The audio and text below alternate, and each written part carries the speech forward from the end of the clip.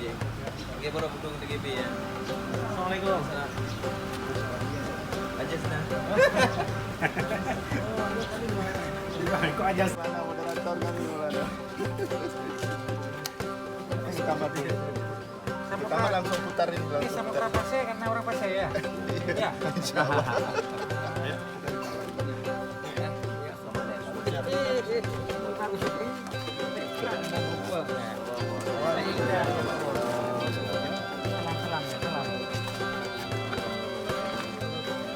Fadil. Malam nggak hadir Pak Fadil.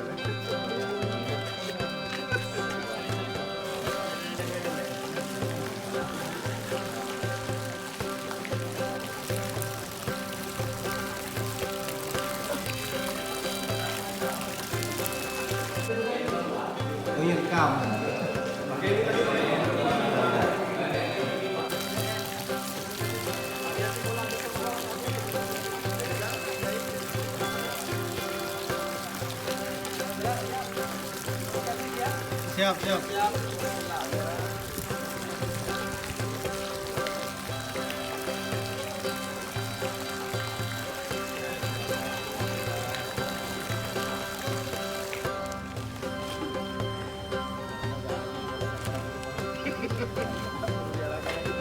Video.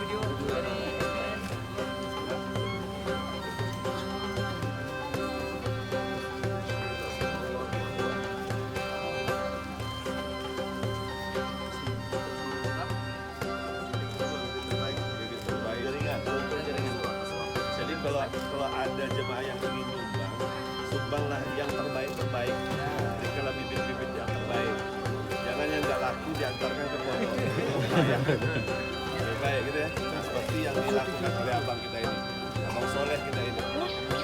Usaha sedikit, mohon izin ada sedikit tersinggung untuk usaha dari Pak Haji. Kemudian doa dari Maulana. Oh ya, Pak.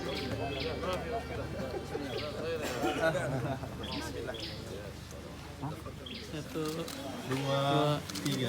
Assalamualaikum warahmatullahi wabarakatuh.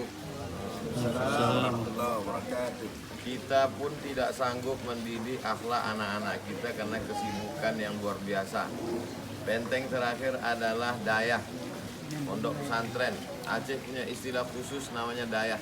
Di sini mereka akan belajar baca Quran, tahfiz Quran, hadis, akidah Ahlussunnah wal Jamaah, berakhlakul karimah.